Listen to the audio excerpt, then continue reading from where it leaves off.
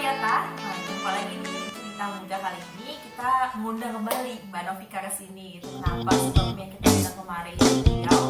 Pertama kayak kita bahas yang di sesi yang lalu tuh tentang ya Mbak. Kan Mbak mengangkat profil Mbak yang ternyata sedang meneliti mengenai anak-anak autis di kesempatan PhD-nya Mbak gitu ya. Nah di situ kayaknya saya merasa wah kayaknya seru nih gitu. Pengen tahu aja gitu, maksudnya kita kan memang alhamdulillahnya dilahirkan dengan keluarga yang normal, kemudian dengan kebutuhan yang istilahnya kita nggak perlu nih mempersiapkan banyak hal gitu kalau seandainya entah terjadi kondisi tidak terduga dari keturunan kita atau apa, kan kita nggak pernah tahu ya, atau ternyata sanak famili kita atau tetangga rumah kita sendiri gitu ya Mbak.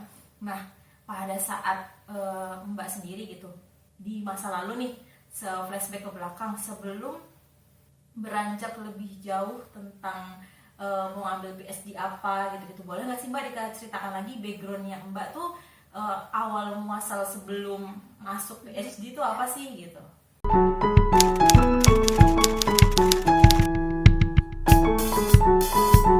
Terima kasih sudah mengundang aku kembali.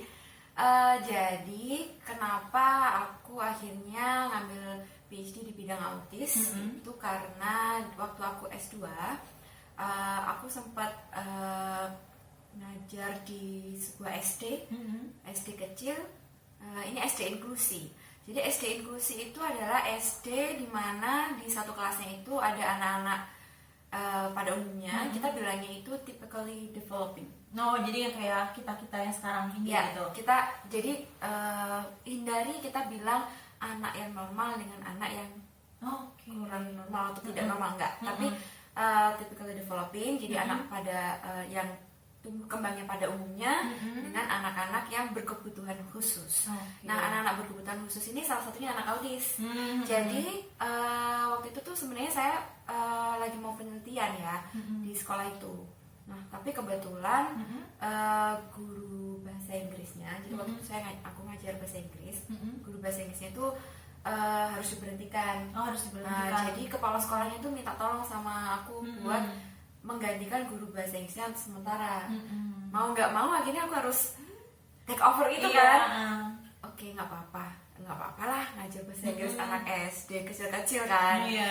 Tapi ternyata kok ada anak autisnya, tapi anak autis itu apa ya? Awalnya waktu itu aku nggak terlalu ngerti, cuman pernah denger lah ya waktu aku SMP atau SMA, kalau ada teman-teman agak-agak aneh gitu kan kita suka bikin olok-olok ya, kayak kesan gitu ya, autis gitu. Padahal sebenarnya itu nggak benar, nggak boleh kita kayak gitu.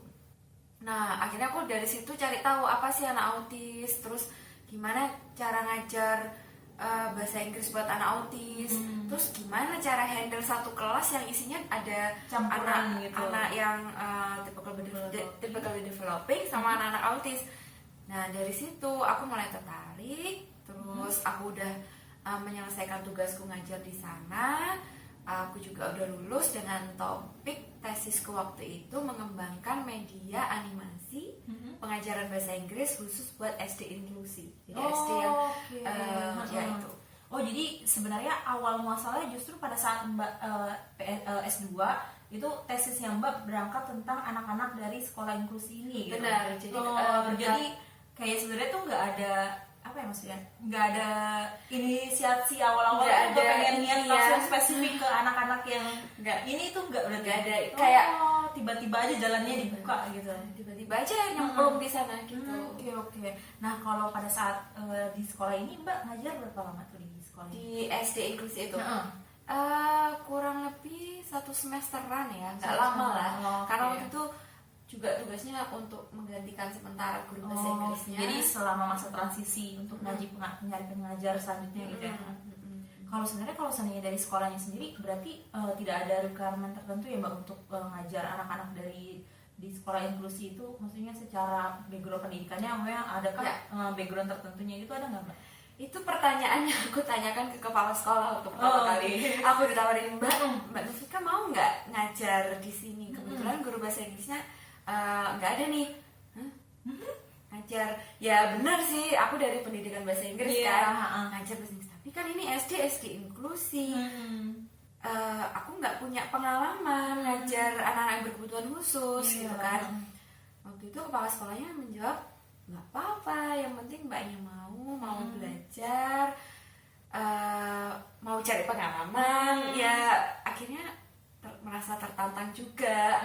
Akhirnya aku ambil, dan setelah aku tanya sama guru-guru yang lain, ini tuh salah satu lagu apa ya, lagu lama. Apa ya lagu lama maksudnya udah mencoba kenal dulu gitu, baru tahu seperti apa mereka atau gimana maksudnya? Enggak, jadi di Indonesia itu ngajar SD inklusi atau SD berkebutuhan khusus atau jadi guru lah ya, kita itu nggak harus yang kayak punya sertifikat pernah lulusan pendidikan yang khusus mengajar anak berkebutuhan khusus. Di Indonesia tuh lebih welcome kalau kamu punya keinginan, kamu mau belajar, kamu pengen belajar, kita kasih kesempatan gitu. Nah ternyata dari guru-guru yang di sana itu pun juga nggak ada yang punya background pernah kuliah di berkebutuhan khusus. Pertanyaan selanjutnya, loh kenapa kok SD ini yang dipilih jadi SD inklusi? Itu kan SD negeri. Juga nggak terlalu persisnya nggak tahu sih. Persisnya tahu gimana itu juga nggak tahu. Pokoknya pemerintah sudah nunjuk ini SD inklusi. Kalau di daerahnya Mbak ini kebetulan lagi itu di Malang ya berarti ya? Waktu itu di Kabupaten Jember. Kabupaten Jember. Kalau yang di Kabupaten Jember hanya ini doang satu sekolah ini aja yang ada inklusi. Ada beberapa SD lainnya lumayan banyak SD inklusi. Baru tahu sih Mbak kalau ada. Maksudnya pertama kali dengar tentang sekolah inklusi juga pada saat kesempatan ini, maksudnya gimana ya?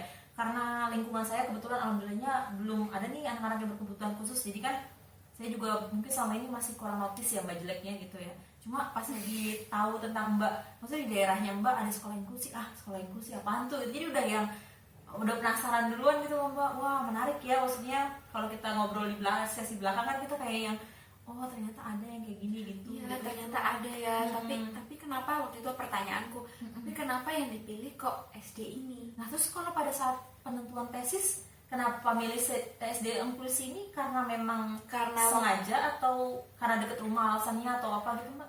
Karena waktu itu kebetulan aku cari yang sekolahnya aksesnya mudah.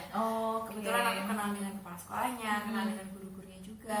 Akhirnya nggak sulit untuk dapat izin. Iya, karena kan cuma situ akses doang yang mau data-data ya.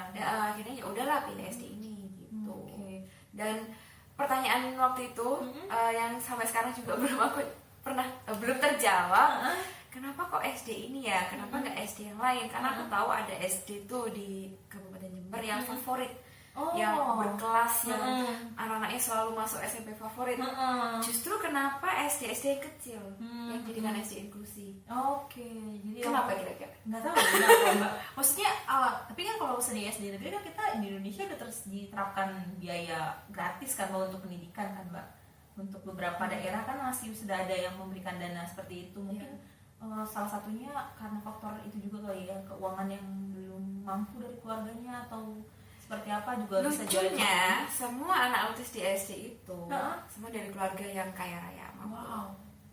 Menarik ya. Menarik sekali. Mungkin jadi rasa anak-anak kayak gini. Jadi satu kelas tuh ada 1 atau 2 anak autis. Terus ya kita tahu lah ya orang tuanya. Paling enggak orang tuanya kayak dosen, polisi. Sedangkan SD itu tuh SD yang termasuk nggak favorit, termasuk nggak di tengah kota. Kebanyakan murid-muridnya tuh tukang becak, terus atau background orang tuanya orang yang biasa bantu di rumah tangga. Pokoknya bukan pekerjaan yang kayak PNS atau guru aja nggak ada kayaknya anak guru di situ. Kayaknya ya, nggak tahu sekarang. Iya, mungkin sudah berubah juga bisa jadi ya. Nah kalau masuk ke zona yang baru tuh ya Mbak, maksudnya udah persiapannya, yaudah nih kan mau bantu demi data tesis juga gitu ya Mbak. Pada saat masuk di sekolah inklusi, gimana tuh Mbak? Sesi awal masuk kan berarti tengah-tengah ya tuh ngajarnya? Apa semester awal tuh? Karena menggantikan tadi? Tengah-tengah mau naik. Iya, kan maksudnya Mbak harus recall nih anak-anak itu sampai mana perkembangannya gitu-gitu. Gimana tuh tantangannya Mbak mengambil alih tapi di saat yang benar-benar masih polos nih sama sekolah inklusi itu seperti apa gitu.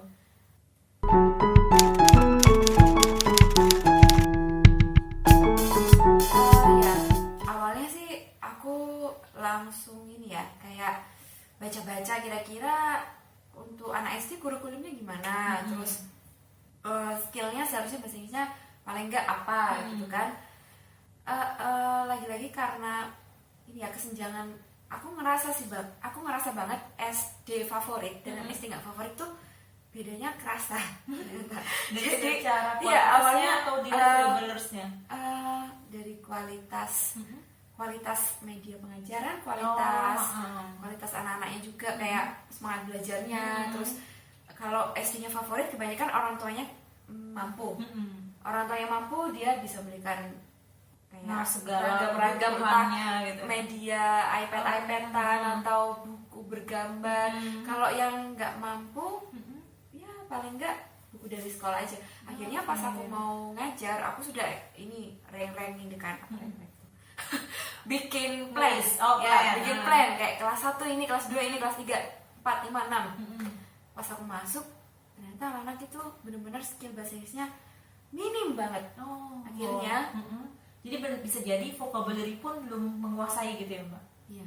Jadi aku waktu itu ngajar ya benar-benar ngajar angka, alfabet, diulang-ulang gitu ya? Mudah sih, cukup mudah, karena awalnya aku pikir harus yang nanti harus gini.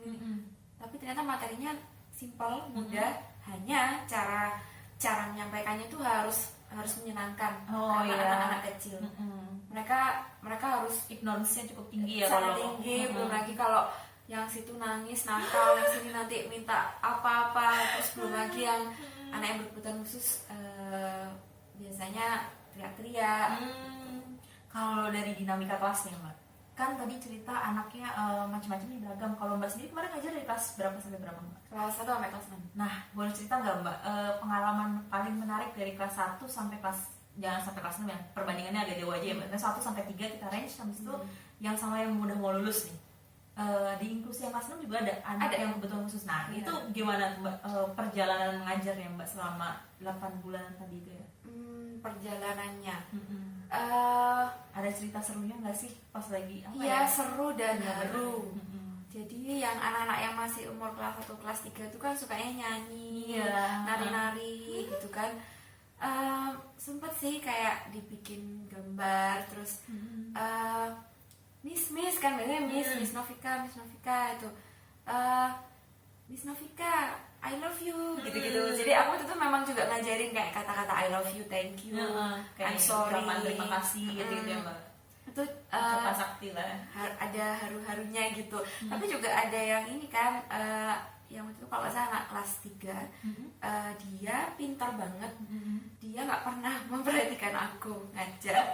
Tapi kalau dikasih tugas dia bisa ngerjain. Terus kalau dia merasa berisik gitu kan, aku lagi ngajar, itu ntar dia ngelempar pensil atau pulpen, bilang Bu Guru diam gitu, atau pokoknya diam gitu. Yang diamnya kok jadi ibunya gitu, maksudnya kok mbaknya mbak yang ngajar maksudnya? Anak berkebutuhan khusus itu, karena anak berkebutuhan khusus khususnya autis, biasanya mereka itu merasakan sensori yang lebih dibandingkan kita. Jadi misalnya kita gini diam, terus ada mobil lalu-lalang atau orang, kita kan biasa aja, tapi buat mereka itu benar-benar bising banget. Jadi di otak mereka tuh kayak stop gitu. Jadi dia maksudnya termasuk yang di depannya pun akhirnya suruh diam gitu, padahal sedang mengajar gitu ya. Terus ada kayak gitu ya. Iya, kalau kelas 4, 5, 6 lebih dewasa, lebih bisa dibimbing, lebih bisa nurut. Tapi yang kelas 6 itu udah mulai ada sok-sok, karena udah mulai masuk SMP, masuk SMP udah kayak merasa keren atau wah ini gajarannya sama ya, kayak ABG labil gitu ya. Iya. Benar. Nah, kalau dari ininya Mbak, dari siapa namanya tadi yang cerita kelas 1 sampai yang kelas 6 sendiri gitu, kalau mereka tuh sebenarnya menunjukkan ciri-ciri yang sama nggak sih Mbak pada saat menerima materi atau ketika Mbak ngulas materi atau gimana gitu, mereka tuh sebenarnya keunikan menghandle anak-anak ini tuh dari mananya sih Mbak? Dari sisi mana yang Mbak alami? Apa karena dia suka hiperaktif di kelas tiba-tiba aja atau apa? Uniknya ya harus sabar. Soalnya pasti kalau kita nggak sabar, kita pasti kesel sih, karena mereka anak-anak SD itu kan suka main, apalagi kalau ada yang berkebutuhan khusus itu kita lebih butuh atensi ke mereka, kita lebih butuh misalnya kita habis jelasin terus ngasih tugas. Kalau misalnya di situ ada yang berkebutuhan khusus, kita samperin ke situ, kita coba tanya kayak one-to-one gitu. Dan di SD itu yang inklusi itu didampingi sama namanya ibu pendamping kalau saya, tapi kita manggilnya bunda-bunda. Nah, jadi tiap satu anak itu satu pendamping. Wow, berarti kalau namanya kelasnya ada 2 orang berarti 2 pendamping? Benar. Dia duduk di samping Duduk anaknya? di samping anak itu. Nah, itu ngebantu gurunya banget sih. Kalau misalnya nggak ada bunda-bunda ini, itu berarti enggak, tapi berarti sekolah ini benar-benar ini ya Mbak, maksudnya sekalipun kayak tadi Mbak bilang gitu, dia minim fasilitas dan sebagainya, tapi kalau untuk menghandle anak yang berkebutuhan khusus itu benar-benar profesional ya, maksudnya ada pendamping sebelahnya gitu-gitu. Iya, kalau aku bilang profesional belum, karena sebenarnya itu solusi terbaik yang bisa dikasih oleh sekolah. Mereka sih sebenarnya berharap dari pemerintah buat kasih seseorang yang memang expert di dunia autis, buat bikin kurikulum bersama, terus materi pembelajaran yang bersama, terus paling nggak gurunya ada 2 seharusnya. Kalau di Singapura tuh setahu saya, walaupun di situ nggak ada anak berkebutuhan khusus aja, satu kelas tuh paling nggak gurunya ada 2. Tapi kalau di Indonesia kebanyakan cuma 1, sulit banget nge-handle. Dan fasilitasnya memang minim banget, masih pakai kapur tulis. Iya, kapur tulis sekolah SD ya. Baunya itu loh buat main-main. Lempar-lempar sama anak. Nah kalau kan udah masuk tuh Mbak, pas lagi sesi sekolahnya sendiri, sebenarnya kan kalau Mbak nggak sempat jadi wali kelas berarti kan ya, cuma nge-handle ini nggak sih, lapor sama wali kelas nggak sih tumbuh kembangnya anak gitu-gitu, ada laporan juga nggak sih Mbak sebenarnya?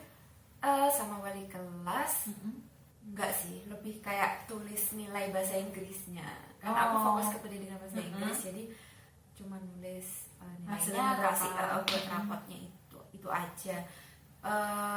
Ya itu aja. Kalau berarti sampai saat terakhir selesai bekerja di sana nggak ada interaksi sama orang tua murid yang dari teman-teman berkebutuhan khusus? Ada. Oh ada.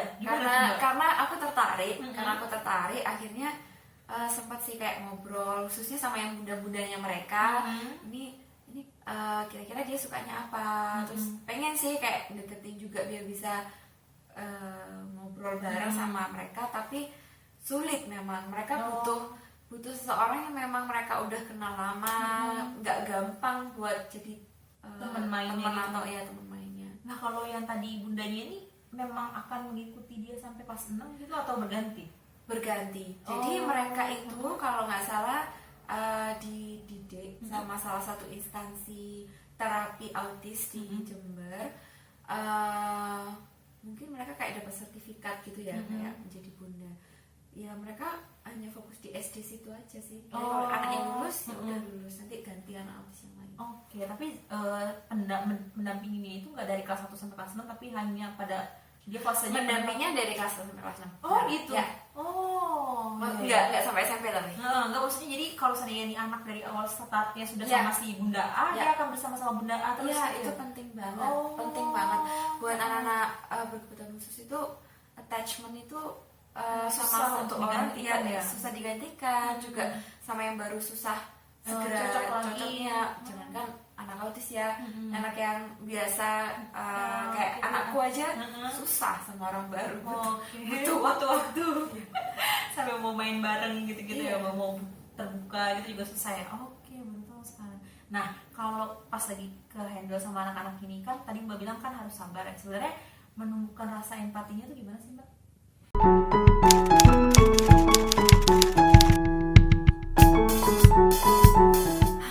Waktu itu yang pertama dari kasihan ya, memang ya melihatnya kasihan kok ini ya kok nggak bisa ngikutin seperti yang lain. Terus sama orang tuanya tuh juga sampai ada yang harus berhenti dari pekerjaannya, jadi salah satunya juga ada kayak tadinya mamanya pasangan suami istri sama-sama kerja, akhirnya biasanya sang ibu berhenti kerja demi dampingi anaknya. Jadi kalau misalnya dia tidak di-assign sama bunda-bunda itu, ya sama ibunya sendiri atau orang tuanya sendiri. Ibunya ikut sekolah lagi, duduk di kelas. Itu tuh aku ngeliatnya kayak dulu tuh kayak mikirnya wah aku mau sekolah tinggi, SD favorit, SMP favorit, kuliah favorit.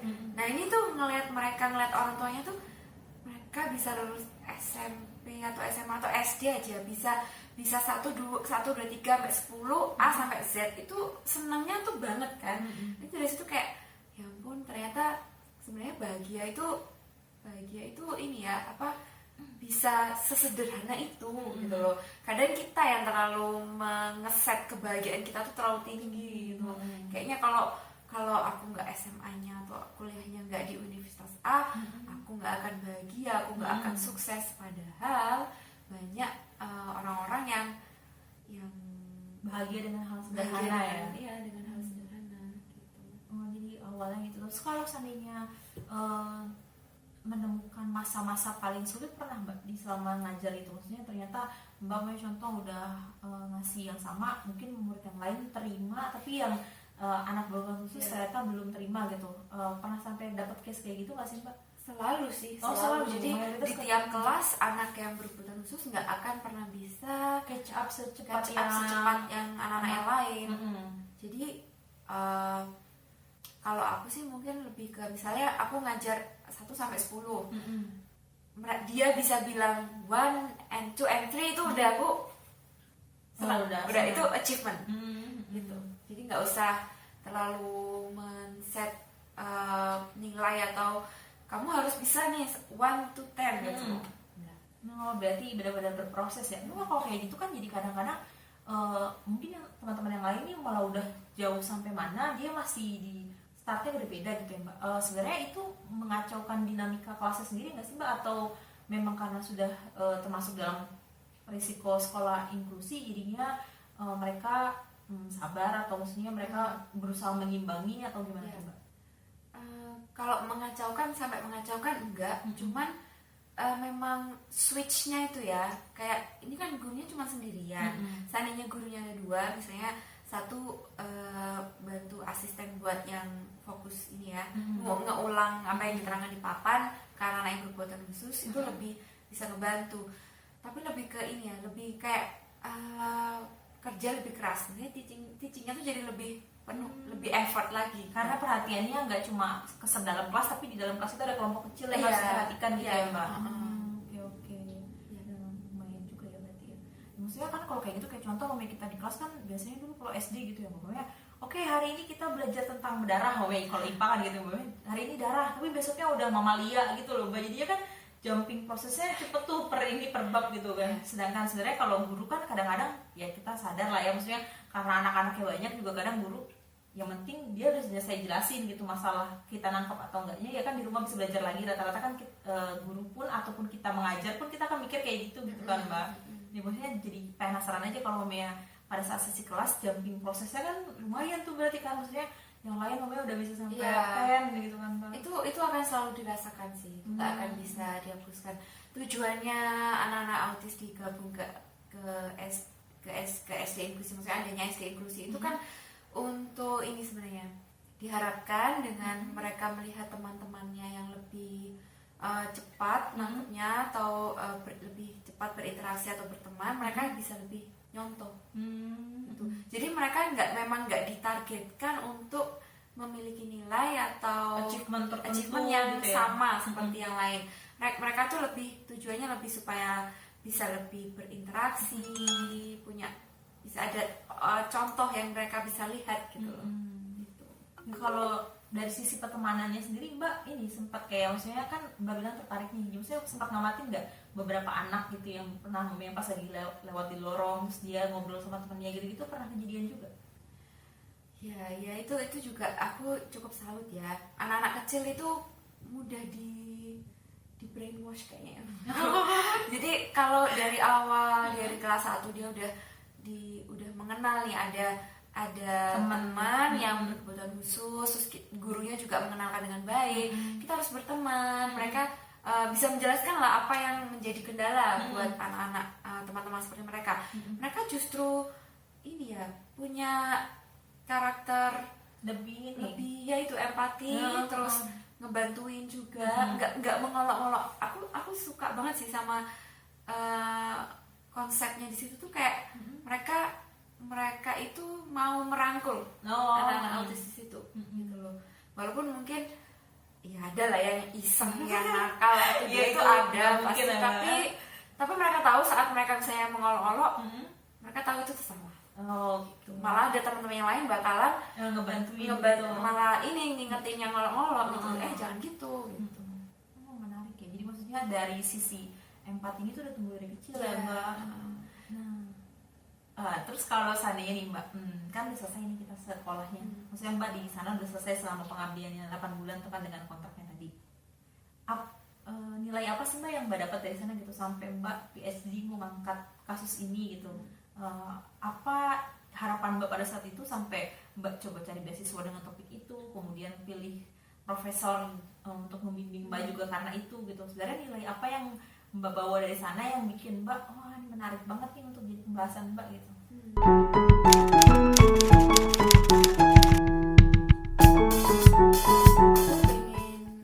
Ngebantu anak-anak autis yang ada di Indonesia itu satu. Karena dari pengalaman interaksi aku sama mereka, sama orang tua mereka, ini kelompok anak-anak berkebutuhan khusus yang masih kurang dapat perhatian dari banyak orang, juga masih dianggap sebelah mata, dianggap aib, dianggap tabu buat dibicarakan. Aku pengen itu semua tuh hilang. Aku pengen mungkin mereka terakhir berbeda sama yang lain, tapi kita nggak berhak memperlakukan mereka berbeda gitu loh. Dan penelitian tentang anak autis di Indonesia tuh masih sangat minim. Jangankan penelitian, sampai sekarang pun kemarin aku tanya sama salah satu komunitas orang tua autis, kita tuh masih belum punya database anak-anak autis yang ada di Indonesia. Anak autis itu kan sindromnya ini ya, range-nya tuh dari yang sangat parah sampai yang hanya sedikit sindromnya. Jadi ada skalanya, ada yang diagnosisnya mereka gitu. Benar. Ya. Nah, dengan adanya database sebenarnya itu sangat membantu nanti ke depannya gimana kita menangani anak-anak autis. Database ini ya Mbak, kayak buat monitoring gitu ya pertumbuh kembangnya mereka. Benar. Dari kita punya database, kita memonitoring mereka dari kecil sampai nanti dewasa, dan kita juga membantu menciptakan lapangan kerja buat anak-anak autis. Di Belanda mereka ada sendiri sektornya. Yang cocok untuk mereka gitu. Jadi di sini sudah ada lembaga penyalur lapangan kerja khusus buat anak-anak autis. Dan mereka bisa punya relationship, mereka bisa punya anak, mereka bisa punya suami atau istri, bisa, semua itu bisa. Cuman karena di Indonesia sudah sangat memandang sebelah itu mata sesuatu ya. aib ya, jadi orang tua itu semakin terpuruk, pasti semakin sedih saat dia tahu anaknya terdiagnosa autis. Pertama malu mau bilang sama yang keluarga atau tetangga, takut diasingkan, takut dikiranya menular, padahal itu nggak menular. Nah, beranjak dari situ, kenapa pilih Erasmus salah satunya Mbak? Apa yang Mbak incar pada saat itu?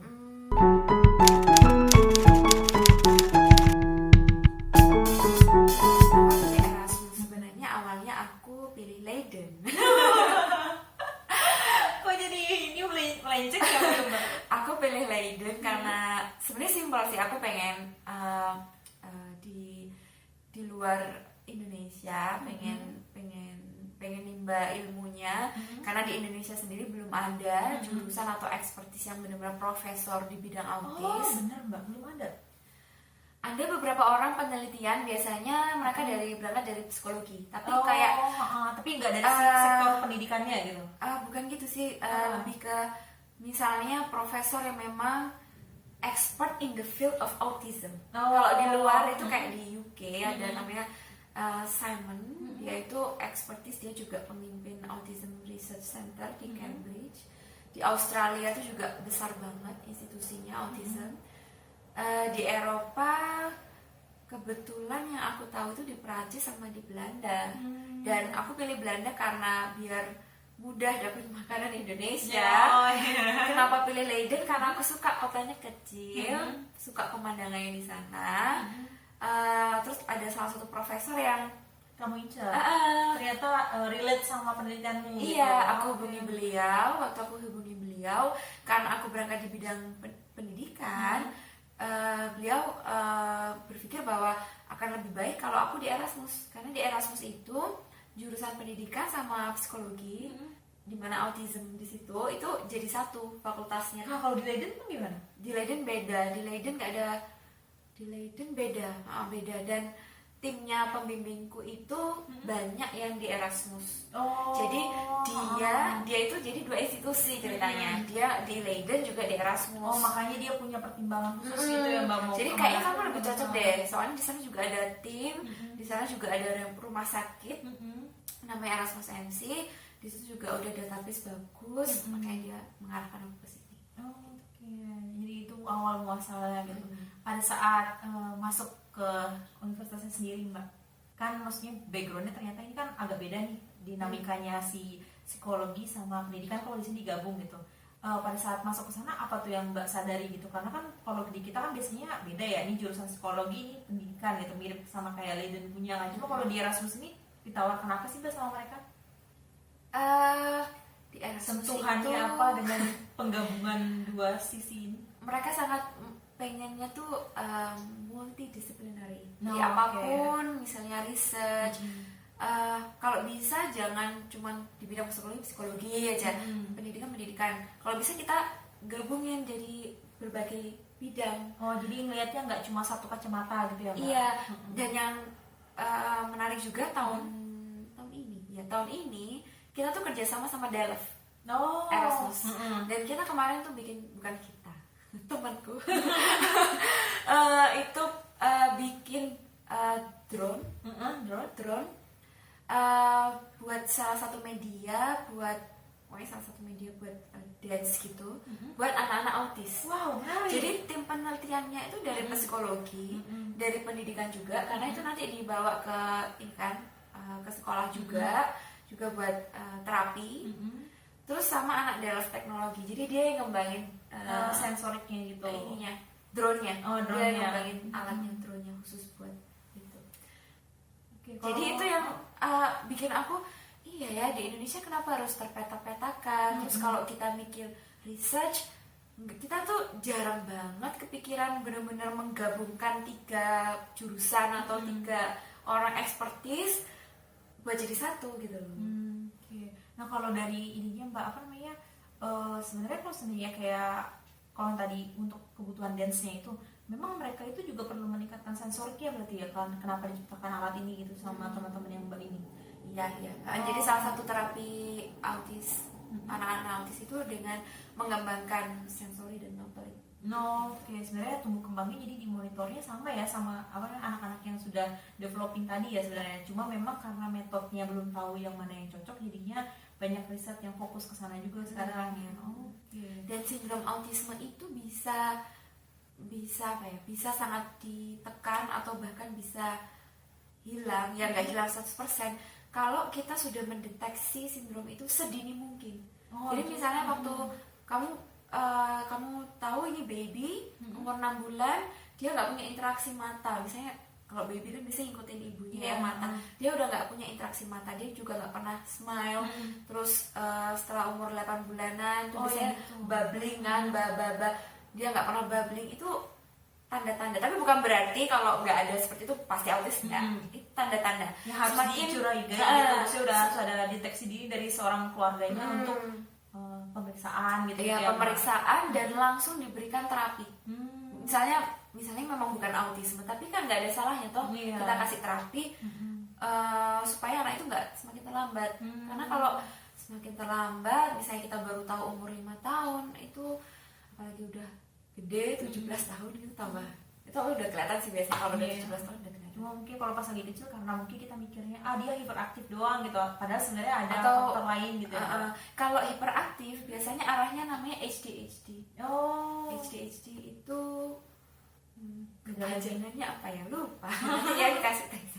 Iya. Itu biasanya khusus yang hiperaktif. Dulu sih memang jadi Lisa atau autisme itu kata autisme dari belum tahun maksudnya berapa ya, 73 semakin dewasa researcher di luar sana dia semakin ada klasifikasi gitu ya. Ada Asperger, ada skizofrenia, ADHD, terus autism. Biasanya autism itu fokusnya ke social interaction. Kalau hiperaktif ke ADHD. Oke, beda ya berarti kalau saya. Jadi cuma berarti masalahnya anak-anak yang ini itu yang betul-betulan khusus yang dari autis itu cuma masalah interaksi sosial aja. Social interaction, social communication. Jadi bisa jadi makanya ada orang yang autis tapi dia jenius itu karena memang masalahnya bukan cara penalarannya tapi lebih ke interaksinya aja. Jadi autisme dengan IQ itu beda. Jadi ada yang anak punya sindrom autisme tapi low IQ, jadi IQ-nya nggak tinggi. Ada juga yang sindromnya tinggi autisme tapi high IQ. Jadi sangat ada sub-subnya sendiri. Nggak semua anak autis itu pasti pintar, nggak semua anak autis itu pasti nggak pintar. Jadi sebenarnya kalau sebenarnya masalah IQ sendiri mirip lah ya Mbak sama yang developing ya Mbak sebenarnya, cuma Mas tinggal gimana dia ditingkatkan interaksinya aja biar lebih nyaman gitu ya sama orang ya. Menarik. Nah, berangkat yang terakhir nih Mbak, sisi pertanyaan terakhir dari perjalanan yang Mbak sendiri gitu, sejauh ini gimana sih Mbak mengembangkan riset di ranah autism sendiri gitu, di ceritanya Mbak sharing sampai 3 tahun di Belanda ini gimana tuh perkembangan Mbak gitu? Perkembangan research autismenya di Belanda? Enggak, di sisi Mbaknya aja. Di aku. Gimana ya? Dulu sih aku awalnya punya impian pengen neliti tentang pengenalan 2 bahasa ke anak autisme di fase golden age atau 5 tahun awal. Itu ya mirip sama anak-anak ini ya Mbak, anak-anak developing yang misalnya sensoriknya lebih cepat menangkap bahasa sampai 5 tahun itu ya. Dan aku pengen ambil data di Indonesia dengan data-data anak autis di Indonesia. Tapi karena kata pembimbingku ini belum ada nih kayak sektor atau instansi yang memang menampung database anak autis di Indonesia, terus kita bisa data collection di situ. Jadi takutnya penelitianku bakalan molor atau enggak kurang bagus lah. Akhirnya bergeser aku pakai datanya rumah sakit yang di Erasmus. Nah di situ aku ada data longitudinal data mulai mereka pregnancy, hamil sampai sekarang anaknya umur 17 tahun. Deteksinya sebenarnya ini bisa panjang ya. Deteksinya menarik ya, maksudnya sampai pregnancy udah ada Mbak? Sejak pregnancy, jadi kita udah punya sampel urin, sampel darah. Waktu mereka lahir kita juga langsung ukur brain volume-nya mereka. Jadi pada saat, maksudnya gini, contoh saya hamil gini Mbak, terus saya kunjungan kan ke dokter gitu, ke bidan. Ke bidan. Si bidannya itu meriksa janin kita berpotensi autism atau enggaknya gitu juga, atau gimana tuh? Nggak bisa. Nggak bisa. Cuma karena punya data dari awal atau gimana? Datanya itu kita ambil bukan fokus karena kita mau penelitian tentang autisme enggak. Tapi kita secara general. Jadi memang mereka ngambil data sebanyak-banyaknya apapun itu tentang bahkan smoking habitnya ibunya atau gimana itu semua diambil. Nah dari situ aku bisa lihat nih kira-kira data-data yang bisa aku pakai berhubungan sama autisme apa. Jadi maksudnya gini ya, jadi kalau seandainya ada pengumpulan database ini dari sejak si ibu wanita dari habitnya dia dimonitor, kemudian pada saat dia hamil dimonitor, cuma menyesuaikan kembali kalau Mbak butuhnya apa gitu, baru difilter gitu sesuai. Iya benar, dan aku kan sekarang udah bisa lihat nih dari track record dari mereka sekian ribu anak, berapa sih anak yang memang terdiagnosis autism. Nah dari situ aku lihat, ini ada 100 nih misalnya, 100 anak. Dari 100 ini aku bisa flashback ke belakang. Gimana ibunya smoking nggak? Terus ibunya waktu itu umur berapa waktu hamil? Bapaknya gimana? Umur berapa? Terus lahirnya prematur atau enggak? Dari situ jadi semua dipertanyakan kembali gitu ya, maksudnya karena kebutuhan riset jadi semua di riset. Namanya itu kalau nggak salah retrospective design, studi desain. Jadi kita pokoknya collecting data semua ke depan, ntar penelitiannya kan kita jadi kayak melihat ke belakang. Ya, kayak gitu deh. Nah terus dari ini gimana Mbak? Makanya dari penelitian yang Mbak sendiri gimana sekarang? Tadi kan ceritanya baru sampai sesi pengumpulan data nih, maksudnya gimana tuh? Ada perubahannya sejauh signifikankah atau enggak? Atau maksudnya karena kebutuhan data tadi jadinya Mbak lebih fokusnya sekarang masyarakat di Belanda aja atau gimana gitu? Itu kan yang ngumpulin data tuh satu tim rumah sakit, jadi nggak cuma aku yang bertanggung jawab. Datanya sih udah lengkap, jadi tinggal aku olah. Oke. Nah kalau seandainya kita ngomong dalam 4 tahun Mbak lulus gitu ya, amin. 1 tahun lagi. Iya, 1 tahun lagi ya, salah ya. Maksudnya udah 4 tahun di sini gitu kan, maksudnya mau 4 tahun di sini.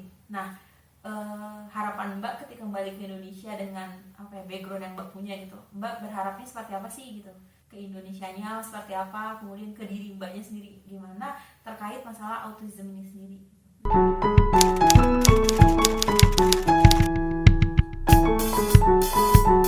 Aku pengen lanjut sih penelitian di bidang autisme, khususnya di Indonesia. Karena kalau di sini sampelnya orang-orang Belanda, orang-orang Western lah, Europe, itu belum tentu bisa ditarik konklusi untuk kita yang ada di Indonesia. Tapi ada beberapa hal yang general, misalnya beberapa research mengatakan bahwa semakin tua umur ibu atau bapaknya, itu semakin meningkatkan chance untuk memiliki anak yang autis. Ini kenapa? Karena Saya belum punya anak ini. ya kenapanya itu juga masih dalam research gitu. Cuman beberapa research banyak yang menemukan, khususnya ibu yang di atas 35 tahun dan ayah yang di atas 40 tahun, itu sangat signifikan dampaknya. Sebenarnya dampaknya nggak cuma ke anak autis ya, banyak juga Down syndrome atau yang lain-lain juga banyak, karena kualitas sperma itu berbeda saat mereka usia sudah semakin lanjut. Juga kualitas ovum. Jadi sebenarnya make sense, tapi kita juga masih kayak bingung masih ya, karena nggak ada bukti yang bisa dibenarkan gitu. Karena di negara lain bilangnya enggak, ini enggak berhubungan gitu. Misalnya umur ibu dan ayah dengan itu autisme. Ada di negara yang ini berhubungan karena signifikan nih hasilnya gitu. Mereka pernikahan orang Belanda sendiri kan rata-rata di atas 30 tahun lebih kan, Mbak? Iya, kalau yang aku baca sih kebanyakan yang di atas ibunya 35 dan bapak di atas 40. Tapi itu pun juga nggak apply untuk semua sih. Maksudnya nggak semua yang ibunya umur segitu, ayahnya umur segitu udah anaknya pasti autis, enggak. Dan cuma karena sekian ini persen sampling dari yang riset Mbak aja kemarin itu ya. Oke, menarik Mbak.